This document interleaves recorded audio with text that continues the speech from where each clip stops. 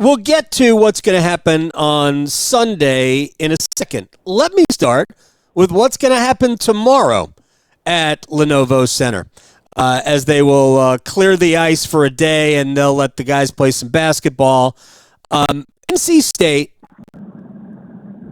they showed a pulse. Here's my question, and this is my takeaway from the win over Notre Dame. And I know Notre Dame's not that good, but they get their best player back. He's played a couple of games now.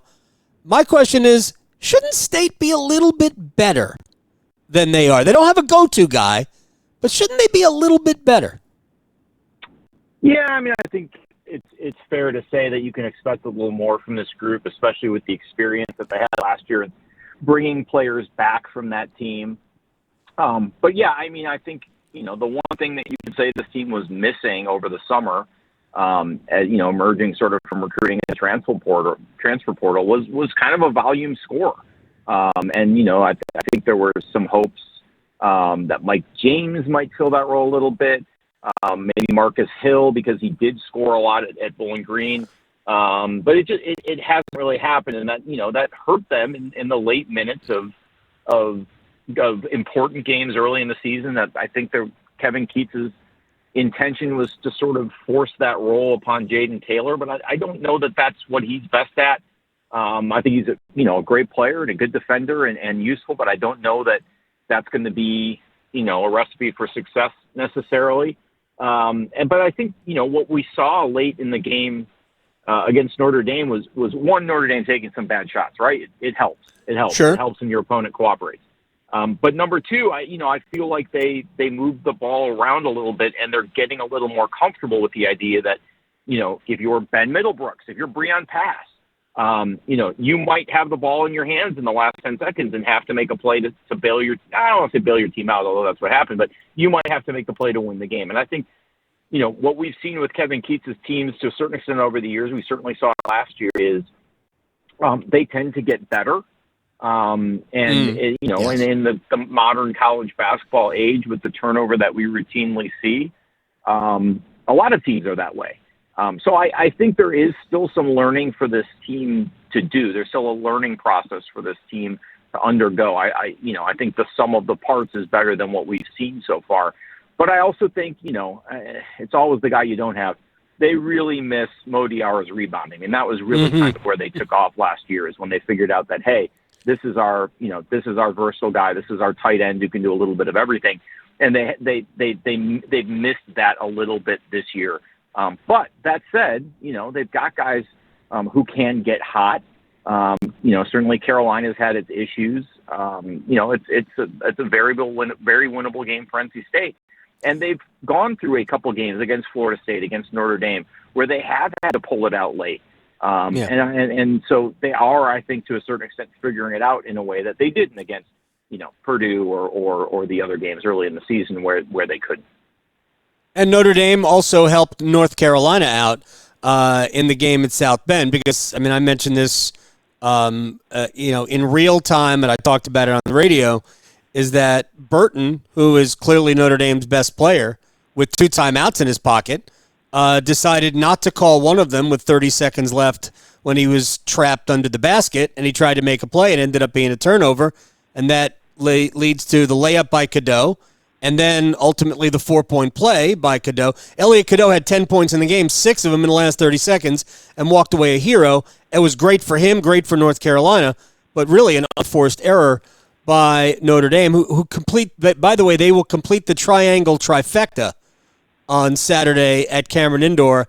I wish them well against the Blue Devils. Yeah. Let me ask you quickly about the Tar Heels, though, because it was great. They've won 2 in a row, and R.J. Davis quite possibly rediscovered his jump shot.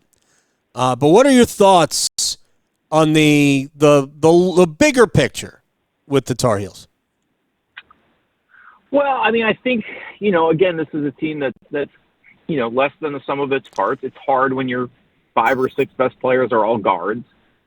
You could see early on with this team and the Alabama game probably most of all, and it hasn't really changed. It's just structurally flawed because of its sort of perimeter imbalance. It doesn't rebound well enough at times. It doesn't guard on the inside, it gets caught in rotations and things fall apart. That said, Ian Jackson's development, emergence, whatever you want to call it, I think kind of learning how to play in college and his teammates learning how to play around him has helped. I mean, that's another score that makes up for time that, Seth Trimble has missed. It's a team that is going to be explosive at times because of the talent it has on the perimeter. But again, it has some fundamental flaws that I think get exposed against really good teams. I don't know that NC State is the kind of team that's going to expose those flaws. But this is also a team that went, punch for punch with Notre Dame on the road. That's a game where in the past you wouldn't say that North Carolina should be in a must-win game at Notre Dame in the first weekend of January and be trailing in the second half. They had one double-figure scorer in that game, and it was Jackson until Cadeau's 4-point play. So it's just, when you look across the ACC, and State and Carolina are no different, these teams just aren't as good as we're accustomed to seeing. And that's true at Virginia, and it's true at pretty much everywhere except Clemson, Pitt, and Duke. It's a struggle for everybody right now, and we can have a longer discussion about why it is that way. But it's also a conference that sent whatever it is, 4 teams to the Final Four in the last 5 years, and 2 teams in 2022, and won a national title in 2019. And probably, I think at this point, you'd have to say Duke is more likely to be in San Antonio than not. So a little top heavy to be sure. I really like Pitt's team. I think Jalen Lowe's elite. But once you start going down the list, it gets grim. And look, Carolina's a part of that. This is not a vintage Carolina team. That said, guard play matters. Guard play can be a trump card. When the Tar Heels get hot and move fluidly on offense, they can be tough to beat. They can score points. I think the Tar Heels need to win a lot of games in the ACC, and they'll collect a couple of quad one wins along the way, but they're not that going to be. They're just not going to be that many available to them. The wins over Dayton and UCLA are going to have a lot of staying power for North Carolina when it comes to getting into the field. So I do think as long as they don't have they'll probably need to win 13 or 14 conference games to give themselves a good chance, but I think they can do that in this league. I want to, because I agree with you. I think Pitt is legitimately good, which means that the way that Duke beat them is even more impressive. They shot the ball well. It was a pretty efficient game for Duke, but they really won that on the defensive end. Pitt made a little run, and then Duke just said, you're not scoring anymore. And then they closed the game on an 18-0 run. I agree. I think Duke has all the pieces. Let me circle back for a second. I want to put what you said about UNC in a bit of a different lens. I think with as weak as the ACC is, and with the non-conference wins you mentioned that UNC has, to me the way to look at it, and this is true at Notre Dame, it's true to a lesser extent at State, but it's going to be true in most of the games UNC plays the rest of the way out, except against the Pitts and Dukes and Clemsons of the world. UNC is okay. It has no margin for error, and that's going to be true to a certain extent. I think Clemson has a little margin for error, but you're not going to be able to make up any ground in the ACC, so you can't lose any. You can't afford bad losses. Yeah, no, I mean, any loss is a bad loss unless it's to Duke, Pitt, or Clemson at this point. Right. Well, Louisville. I don't think the Louisville loss is a bad loss. Yeah. I think Louisville's in the same position. Yeah, at NC State is not going to be catastrophic, but at Notre Dame would have been catastrophic. Yeah, I agree. All right, let me get your thoughts on Eric Staal going up into the rafters on Sunday. I spoke to John Forsland about this yesterday. He's going to be part of a little montage I'm putting together for the end of the show. To me, he's the first homegrown Hurricane star. And I don't know that he's the best player. I mean, I always thought Rod Brindamore was the best Hurricane ever. But Stahl's the first natural Hurricane ever. And I'm looking forward to Sunday. I'm looking forward to him getting the ovation he should have gotten in his last couple of years here. Yeah, I mean, I think a couple of things that I wrote when this was announced and is up online now to that point. Number one, the Hurricanes desperately needed Eric Staal to be a star. They could not have a Alexander Daigle situation with him in 2003. He had to come in and he had to be he had to be a great player. He had to be an impact player, and it had to happen right away, because I think, people forget that you go from 2002 to finishing dead last in 2003. They couldn't even win the draft lottery. Not that they were going to take Marc-Andre Fleury anyway, because they were actually really happy with a year of Cam Ward in the system after taking him in 2002. But there was no margin for error. If Eric Staal had been some kind of a flop or injury prone or, hadn't come in and been able to make the jump to the NHL right away, it would have been grim for this franchise. You go from dead last to missing the playoffs to the lockout. There were still at that point valid questions about the long-term validity of the Hurricanes. And they put a lot of pressure on Eric Staal from the moment he stepped into this area code to be that star, to be the face of the franchise. And, he lived up to it, to the point, which is my second point, which is he became the vessel for the latter half of his career for everything good and bad, and every emotion anyone had about the Hurricanes was imputed onto Eric Staal, which in 2009 and even to a certain extent 2011, in the All-Star game, when he was very much an equal to Sidney Crosby and Alex Ovechkin and the other stars of the league playing in his own building, to the 12, 13, 14, 15, 16 era, when there was a lot of frustration with a team that was poorly coached and had a tiny payroll and was being bled to death financially. Eric Staal took the brunt of a lot of fan discontent over that, because he had become this avatar for the franchise. He was the star. He was the face. Rod Brindamore was gone. Ron Francis and Glenn Wesley were long gone. There wasn't anyone else. It was Eric Staal, and they tried to bring in Jordan Staal to deflect that a little bit. It didn't work.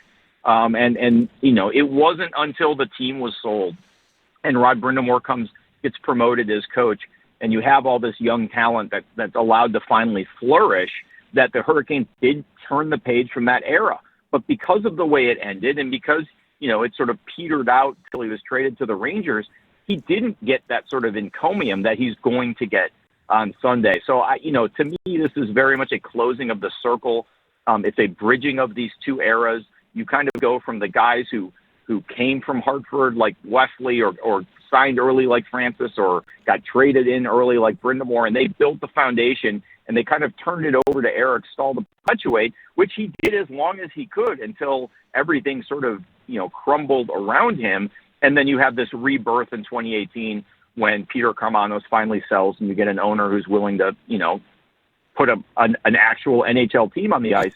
Eric Staal was gone by then. We saw him again in the playoffs in 2023. He watched, the comeback against the Islanders in 2024. I remember after that game, he was in the locker room, and he and I had a long talk about, hey, remember, it used to be like this all the time. They used to pull off stuff like that, against the Devils and against the Canadians and whatever. He was a part of so many of those comebacks, and he just, now he kind of gets the credit for being that face of that second generation of the franchise. And now we can bring those two eras together. And, every time Jordan Staal gets a hat trick, which obviously will happen on a nightly basis now, it reminds you of sort of the contribution that family has made to the Hurricanes.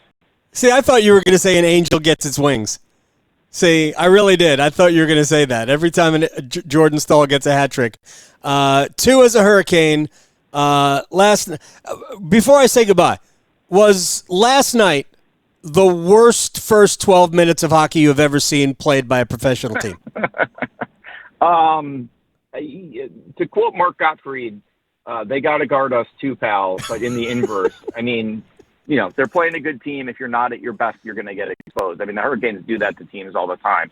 To me, the mark of a good team is to recognize that you're not doing what you need to be doing and get it fixed. And then to do it against a good team. I mean, that was the kind of wacky circumstance and poor play followed by a comeback and a hat trick from, from the captain that you see from the Hurricanes in the playoffs against a team like Toronto. So there were some of those vibes there. Yeah, I obviously, to borrow from the old Bill Peters era, they did not start on time.